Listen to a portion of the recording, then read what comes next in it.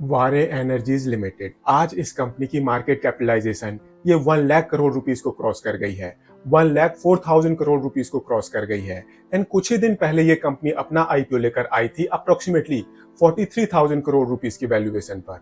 तो अब क्वेश्चन आता है, आपके और मेरे जैसे लोगों को क्या करना चाहिए? जानते हैं इस वीडियो में। कहीं मत जाइए, चैनल को सब्सक्राइब कर लीजिए। वीडियो में आगे चलने से पहले कुछ डेट्स, कुछ नंबर्स के बारे में जान लेते हैं।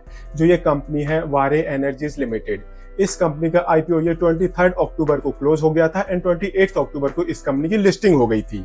ये कंपनी अपना आईपीओ 1503 रुपए के प्राइस पर लेकर आई थी। आईपीओ जब इस कंपनी का लॉन्च हुआ था, मार्केट में बहुत ज्यादा पॉजिटिविटी थी इस कंपनी से रिलेटेड। एंड ऐसे ही इससे पहले जो इस कंपनी की ग्रुप कंपनियां ऑलरेडी लिस्टेड हैं, उन्होंने अपने इन्वेस्टर्स को जबरदस्त रिटर्न्स दिए थे। एंड इसी वजह से जो ये कंपनी है, इस कंपनी के आईपीओ को जबरदस्त रिस्पांस मिला था। इस कंपनी का आईपीओ अप्रोक्सीमेटली 80 टाइम्स सब्सक्राइब हुआ था। And just because of all that positivity, इस कंपनी की जो ग्रुप कंपनियां हैं, उनकी पास्ट परफॉर्मेंस की वजह से मार्केट में काफी ज्यादा एक्सपेक्टेशन थी दैट इस कंपनी की लिस्टिंग भी जबरदस्त होगी। एंड इस कंपनी की लिस्टिंग मार्केट में हुई थी अप्रोक्सीमेटली 66% के प्रीमियम पर। ये अच्छी लिस्टिंग थी, बट मार्केट इससे कहीं ज्यादा अच्छी लिस्टिंग एक्सपेक्ट कर रहा था। तो यही रीजन था दैट काफी सारे इन्वेस्टर्स खुश थे दैट 66% का गेन हो गया। ऑन दी अदर हैंड, ऐसे भी काफी सारे लोग थे जिनको लग रहा था दैट इस कंपनी की लिस्टिंग उस हिसाब से नहीं हुई है जिस हिसाब से इसकी लिस्टिंग एक्सपेक्टेड थी। एंड जो ये कंपनी है, ये कंपनी अपना आईपीओ लेकर आई थी अप्रोक्सीमेटली 43,000 करोड़ रुपीस की वैल्यूएशन पर। एंड कुछ ही दिनों के बाद इस कंपनी का जो शेयर है, वो आज की डेट में मोर देन 3600 रुपीस पर शेयर के हिसाब से ट्रेड कर रहा है, उससे ऊपर ट्रेड कर रहा है। एंड इसी वजह से आज की डेट में जो इस कंपनी की मार्केट कैपिटलाइजेशन है, ये 1 लाख करोड़ रुपीस को क्रॉस कर गई है। एंड अगर हम इन नंबर्स को देखें, इन गेन्स को देखें, तो एक किस्म से जो इस कंपनी के प्रमोटर्स हैं, वो अपने मर्चेंट बैंकर्स को तो गालियां दे रहे होंगे दैट इन्होंने हमारी कंपनी के शेयर्स को मार्केट में सस्ते रेट पर बिकवा दिया है। बट ऐसा नहीं है। अगर आप इस कंपनी के मर्चेंट बैंकर्स को देखोगे, काफी सारे बड़े बड़े एंड फेमस नाम हैं, तो ऐसा पॉसिबल नहीं है दैट वो कंपनी के साथ कुछ गलत करें, या फिर उन्होंने इस आईपीओ को सक्सेसफुल बनाने के लिए इस कंपनी का जो शेयर प्राइस है उसको काफी सस्ता रखा, जिसकी वजह से इस कंपनी का आईपीओ सक्सेसफुल हुआ। ऐसा नहीं है, बिकॉज मार्केट में जब लोग इस आईपीओ को रिव्यू कर रहे थे, तब बहुत सारे लोगों ने बोला था दैट जो इस कंपनी का आईपीओ है, ये ऑलरेडी एक एक्सपेंसिव वैल्यूएशन पर आ रहा है। वो तब की बात थी। एंड आज की डेट में आप इस कंपनी का शेयर प्राइस देखो, ये 3600 रुपीस को क्रॉस कर गया है, मोर देन डबल से ज्यादा हो गया है। एंड नाउ अब अगर आप इस कंपनी के शेयर को ट्रैक करते होगे, तो यहाँ पर मैं आपको बता दूं दैट आज की डेट में जो इस कंपनी का शेयर है, ये एक किस्म से ब्लू टेरिटरी में ट्रेड कर रहा है। यहाँ से इस कंपनी का शेयर वो किसी भी डायरेक्शन में जा सकता है। ये भी हो सकता है दैट इस प्राइस के ऊपर इस कंपनी का शेयर वो 2-3 गुना हो जाए, या फिर ऐसा भी हो सकता है दैट कल से इस कंपनी का शेयर ये यू टर्न ले एंड वापस गिरना शुरू हो जाए। बेसिकली इस टाइम पर जो कंपनी का शेयर प्राइस होता है, उसको हम प्रेडिक्ट नहीं कर सकते। इस टाइम पर कंपनी के शेयर प्राइस को प्रेडिक्ट नहीं किया जा सकता। एंड अगर कोई प्रेडिक्ट कर रहा है, तो मान के चलो एक किस्म से वो आग से खेल रहा है। एंड अगर आप उनमें से हो जो काफी कंजर्वेटिव इन्वेस्टर हैं, ज्यादा रिस्क लेना पसंद नहीं करते, तो मैं आपको रिकमेंड करूंगा, अगर आपके पास अभी इस कंपनी के शेयर्स हैं, तो फिर आपको अपना डिसीजन थोड़ा सा केयरफुली लेना चाहिए। बिकॉज इस कंपनी का शेयर ये ऑलरेडी काफी ऊपर आ चुका है, ब्लू स्काई में ट्रेड कर रहा है आज की डेट में।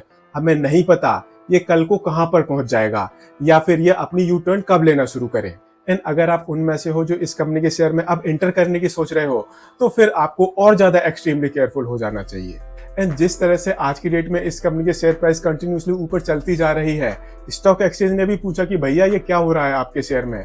कहीं ऐसा तो नहीं है कि कुछ ऐसी इंफॉर्मेशन हो जो अभी आपने मार्केट में डिस्क्लोज नहीं करी हो? क्या अभी कोई अनपब्लिश्ड प्राइस सेंसिटिव इंफॉर्मेशन तो नहीं है? तो उसके रिस्पॉन्स में कंपनी की मैनेजमेंट ने बोला दैट ऐसा कुछ भी नहीं है, जो भी है हमने ऑलरेडी सब कुछ डिस्क्लोज करा हुआ है। देयर इज नथिंग जिसकी वजह से कंपनी का शेयर प्राइस वो मटेरियली इम्पैक्ट हो। तो उसके लिए हमने एक काम और किया, हमने जो बल्क डील का डेटा होता है, ब्लॉक डील का डेटा होता है, उसको देखा। तो वहां पर हमें इस कंपनी का नाम नजर नहीं आया। एक किस्म से हो सकता है मैंने कोई गलती कर दी हो, वहां पर मुझे इस कंपनी का नाम मिसिंग लगा। अगर मैंने गलती कर दी हो तो वीडियो के कमेंट में जरूर लिखकर बताएं। दैट मीन्स जो इस कंपनी का शेयर है, उसको बड़े बड़े HNIs, QIBs बाई नहीं कर रहे हैं। तो फिर क्वेश्चन आता है, इस कंपनी के शेयर्स को कौन बाई कर रहा है? तो उसके लिए अगर हम इस कंपनी का शेयर होल्डिंग स्ट्रक्चर देखें, तो वहां पर सबसे ज्यादा शेयर होल्डिंग किसकी है? कंपनी के प्रमोटर्स की। DIIs एंड FIIs की अप्रोक्सीमेटली 5 से 6% के बीच की शेयर होल्डिंग है। एंड उसके बाद सारी शेयर होल्डिंग है रिटेल इन्वेस्टर्स के पास, जो कि अप्रोक्सीमेटली 30% की है। मेरे हिसाब से उससे भी थोड़ी सी ज्यादा है। तो बेसिकली इस कंपनी के शेयर्स को बाय कौन कर रहा है? रिटेल इन्वेस्टर्स, आपके और मेरे जैसे लोग। एंड अगर हम इस कंपनी की जो ग्रुप कंपनियां हैं उनकी शेयर होल्डिंग पैटर्न देखें तो वहां पर भी हमें कुछ इसी तरह के हाल नजर आ रहे हैं। एंड ये देखने के बाद हमें थोड़ा सा और कंसर्न होना शुरू हो जाता है, बिकॉज जो ये बड़े बड़े इन्वेस्टर्स हैं वो एक किस्म से अभी इस कंपनी में ट्रेडिंग नहीं कर रहे हैं, वो इस कंपनी के शेयर्स को बाय नहीं कर रहे हैं, because bulk deal and block deal यहाँ पर कंपनी का नाम मिसिंग है एक किस्म से। तो फिर क्या करें? क्या इस कंपनी का शेयर ऊपर जाएगा या फिर नीचे जाएगा? तो यहाँ पर मैं आपको बता दूं दैट अगर हम इस कंपनी के रेशियोज को देखें, पैरामीटर्स को देखें, जैसे कि पी रेशो हो गया, रिटर्न ऑन इक्विटी हो गया, रिटर्न ऑन कैपिटल एम्प्लॉयड हो गया, तो वहां पर अभी भी ये कंपनी एक्सट्रीमली एक्सपेंसिव वैल्यूएशन पर ट्रेड होती हुई नहीं दिख रही है। तो देयर आर चांसेस यहां से भी इस कंपनी का शेयर वो कहीं ऊपर चला जाए। बट अगेन आप रिवर्स डायरेक्शन में इस कंपनी का शेयर मूव हो जाए उसको भी रूल आउट नहीं कर सकते। तो आपको अपना डिसीजन थोड़ा सा केयरफुल होकर लेना चाहिए। एंड हाँ, अगर आपके पास इस कंपनी का शेयर अभी है या फिर आप इंटर कर रहे हैं तो फिर आपको स्टॉप लॉस स्ट्रिक्टली फॉलो करना चाहिए, बिकॉज इससे क्या होगा, इससे आपका गेन बढ़ता रहेगा एंड जो आपका लॉस होगा वो लिमिटेड रहेगा। बट हाँ, इस वीडियो को देखकर आप इस कंपनी के शेयर को खरीद मत लेना, बेच मत देना। इस वीडियो के बेसिस पर आप अपना कोई इन्वेस्टमेंट डिसीजन मत ले लेना। इस वीडियो को सिर्फ अपनी नॉलेज बढ़ाने के लिए यूज करना, बिकॉज अभी तक जो भी मैंने ये बोला है ये मैंने सिर्फ अपनी पर्सनल ऑब्जर्वेशन के बेसिस पर बोला है। एंड यहाँ पर मैं डिस्क्लेमर भी दे देता हूँ दैट जो ये कंपनी है, इस कंपनी के शेयर में मेरी होल्डिंग है, मैंने IPO में अप्लाई किया था। हमेशा की तरह मुझे इस कंपनी के शेयर में अलॉटमेंट नहीं मिली थी, बट जब इस कंपनी की लिस्टिंग हुई थी तो मैंने इस कंपनी के शेयर को बाय किया था एंड अभी भी मैंने उसको होल्ड किया हुआ है। सो ये तो था डिस्क्लेमर। अगेन मैं यही बोलूंगा, इस वीडियो को देखकर इस कंपनी के शेयर को खरीद मत लेना, बेच मत देना just because of this video. अपना डिसीजन थोड़ा सा सोच समझ कर लेना एंड इन्वेस्टमेंट एडवाइजर से कंसल्ट करने के बाद लेना। एंड अगर आपको यह वीडियो पसंद आया हो तो इसको लाइक शेयर जरूर करें एंड चैनल को सब्सक्राइब करें। Thank you.